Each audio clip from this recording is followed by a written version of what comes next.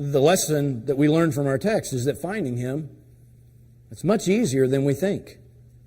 There's some amazing terminology in our text that we read. But Mary made this statement when she found Jesus in the temple. She said, "We have sought Thee." And she meant it. They had sought Him for 3 days and 3 nights, worried sick, searching for Him.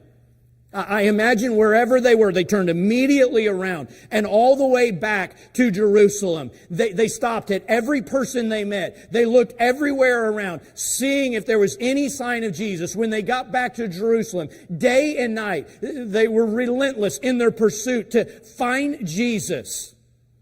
If you've ever had a child go missing, you've ever lost sight of your child at a grocery store, you can appreciate how Mary felt at this moment. But here's the amazing thing. When she told Jesus, "We have sought Thee sorrowing," notice how Jesus responded to her. He said, "How is it that ye sought Me?" In other words, if you do some work on that phrase there, here's what Jesus was saying. Why all this anxious and constant searching everywhere? After all, He says, did you not know that I must be about my Father's business? In other words, listen, here's what Jesus was saying to Mary and Joseph.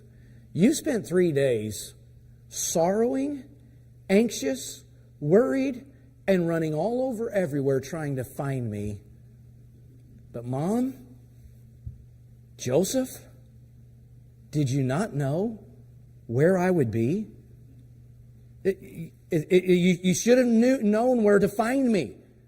And I want to affirm that for us too, finding Christ is not a matter of anxious ceasing or a ponderous effort. The spirit of striving effort and hardworking achievement is the spirit of our culture, but it is not how we find Christ.